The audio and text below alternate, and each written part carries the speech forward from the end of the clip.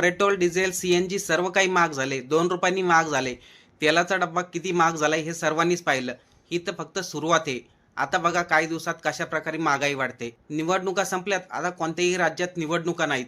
त्यामुळे आता महागाई वाढवायला काही हरकत नाही आणि तेच केलं. केंद्र सरकारने महागाई वाढवायला सुरुवात केली. पण यामध्ये एक वक्तव्य आठवते. राहुल गांधी यांनी केलं होतं. राहुल गांधींनी 2 महिन्या अगोदर सांगितलं होतं, भारतामध्ये एवढ्या मोठ्या प्रमाणामध्ये महागाईचा फटका बसणार आहे, सर्वसामान्य जनता त्याला सहन करू शकणार नाही. आता तसं होताना दिसतंय. राहुल गांधींनी सांगितलं होतं, आपल्या भारताचे विश्वगुरू पंतप्रधान नरेंद्र मोदी हे अमेरिकेच्या सांगण्यावरूनच सर्व काही करतात. कच्चं तेल देणारे भरपूर देश आहेत, पण भारत त्यांच्याकडून का घेत नाही? फक्त अमेरिका सांगन त्यांच्याकडूनच घ्यायचं का?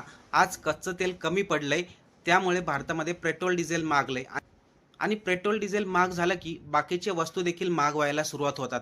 आता या सर्वांवरती आपल्याला काय वाटतंय? कमेंट करून नक्की सांगा.